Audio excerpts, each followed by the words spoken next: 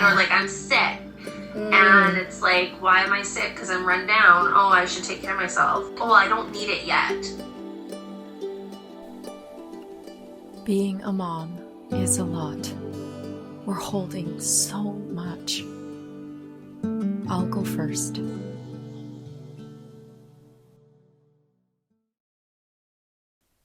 My heart thudded in my ears as I jolted awake, shaky and still exhausted.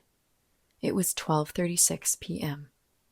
The last time I remember looking at the clock was 11-something. I was lying on the couch, lying half upright, under the dusty rose and cream-colored finger-knitted blanket that my daughter made for me. My laptop was open, next to my legs, its screen black. Feeling lightheaded, I cringed at the bright daylight. I had fallen asleep, without memory of it. I used to be someone who could never nap. I was researching why I was so tired. This fatigue had been going on for some time. Lately, it's been harder to stick to exercising. I work out at home 3 days a week and boulder twice a week. My body and mind go into battle with each other every time. I need to work out. I'm going to lose all the muscle and strength I've built in the last couple of years. My butt was finally filling out my pants nicely. Yeah, but remember how you felt during your last workout? Your legs felt like marble pillars. High knees were essentially low knees. But maybe I'm getting too lazy. I have to be consistent to see results. Just push through it. Nah, I'd rather go for a long walk or do some stretching. That feels way more doable. But I usually push through and then end up with some sore muscles for days. It only dawned on me that that's not normal. I remember it used to go away within a couple of days. I powered through a brutal leg day on Wednesday, and my legs were still sore on Saturday while going up steep sections during a 7.5-kilometer hike with 480 meters of elevation gain. If I really think about it, my workouts have been fairly consistent compared to the previous year, yet the soreness lingers longer and longer. Even without workouts, I feel a tiredness I can't ever recover from. And thinking is taking a lot of energy these days too. I'll be mid-sentence and have to stop talking and wait for the thought to finish or the word to come to mind. The kids usually say, "Yeah? And?" And I blurt, "Hang on a second. I'm trying to find the word." This happens multiple times a day, and I often lose my train of thought when I'm on Zoom or the phone or talking to neighbors. I chalked it up to mom brain and my age being borderline perimenopausal. For someone who has been told most of her life she needs to slow down when talking, this was a hit to my ego. I pride myself on my wit and my ability to process thoughts quickly and share them. Another thing I used to pride myself on was never-ending energy. My workmates nicknamed me the Energizer Bunny because I could go for days with high energy. We would go to our annual national conference, and I never missed a beat. I told myself, I'm 40 now, so my body isn't working as it used to. Now, I make dinner and collapse on the couch after.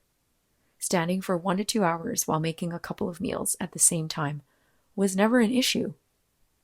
Even after collapsing, I still peel myself off the couch for a 10-minute walk because I know movement is good for me.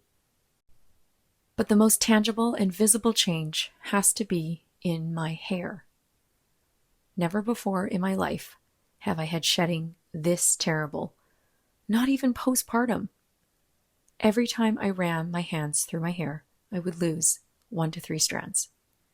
I'd be making dinner, stirring with a silicone utensil, and strands would free fall onto my arm or clothing. At least once a week, my family would find a hair in their food. Gross. but I couldn't help it. I only wash my hair once a week because the size of the hair clump scares me each time. And every time, I just want to cry. I've used hair growth serums, taken supplements, and even researched hair growth devices. I was so tempted to buy one for $800, but it wasn't in the budget. I even read articles on best hairstyles for thinning hair and looked into hair toppers. While I'm over here panicking about hair loss, my friends have said my hair looks fine and they haven't noticed. Maybe because I style it wavy and blow dry with mousse to make it look fuller? Even my hairstylist said, "You still have more hair than I do, even though your crown has thinned out." Just the other day, while I was the most insecure I've ever been about my hair, I was walking home from the grocery store with headphones on when a lady stopped me to get my attention. She told me how nice my hair looked and asked where I go to get it cut. I finally accepted that the hair loss wasn't going to get better by doing nothing. But getting there took months. The $2,000 dental bill for my son's cavities ate a big chunk of our benefits, and the rest of it went to everyone else's dental cleanings and checkups. My health issues came in last, once again. After my naturopathic appointment, I decided to save money and take the economical route by seeing a GP through public provincial health insurance. I spent an hour answering detailed questions with a naturopath and 8 minutes with the GP. He ordered me blood work, and at the follow-up appointment, he said, "Your ferritin is 25. This would explain your brain fog, fatigue, and hair loss. Are you a vegetarian?"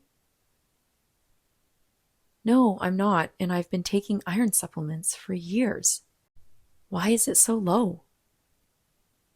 "At your age, it's normal to have low iron. I see it all the time with my patients. You still have a menstrual cycle, so you're losing iron monthly." The health coach in me was raising a red flag. I furrowed my eyebrows. So the naturopathic iron supplement with cofactors hasn't been enough? I thought to myself, it's what my previous naturopathic doctor prescribed for iron maintenance after my iron infusion when my ferritin was 9.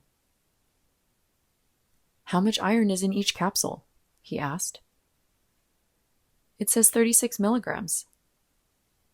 "Pretty sure that's a decent amount," I thought. "Right, see, it's not enough. You need at least 100 milligrams. "What? That is so freaking high. That's way more than I ever was taught was safe." "So I should just increase the dose to 3 capsules per day? Or do I need to take one of the other 4 brands you suggested?" "No, you can increase the daily dose of your current supplement, and we'll follow up in 8 to 12 weeks. "Right, but if I'm not absorbing, that's a long time to increase the risk of iron toxicity or maybe even make my gut worse." "Okay, but I have a history of gut issues and wonder if I'll even absorb the increase in iron." "Let's try this first to see if your levels go up. Then we'll see, okay?" He's not even listening to me. This is stupid. "Okay, thanks. Take care. Goodbye." Without the full picture of my health issues, the iron he prescribed could have made it worse. He treated the surface, but never the root. But why did his "it's normal" hit me so hard? Probably because it was a medical authority confirming the exact story I had been telling myself for a year. This is just how it is now. If I admitted there was a way out all along, but I hadn't taken it, that's scarier than there's no solution. Because not having one meant it wasn't my fault. But there was a solution, and the decline was, in part, my choice. I wasn't off the hook anymore. When I think back, It wasn't laziness or negligence. I chose to spend the money on Christmas, birthdays, everyone else. I gave away my turn, again. I rejected his normal, but in the same beat, I also stopped avoiding the real cause. He did to me what I did to myself. Then I put myself back on the hook and went digging for answers. The test confirmed my hunch. I have small intestine bacterial overgrowth. SIBO, they call it for short. That's the root. But it'll take a strict diet and discipline and probably at least half a year to see big improvements. And in that time, will the hair stop falling? Will it come back as quickly as I hope? Will I ever have the full head of hair I had in my 20s? Looking back at photos from 2 years ago, thinking then I didn't have enough hair, and now wishing I had been grateful for how much hair I had then.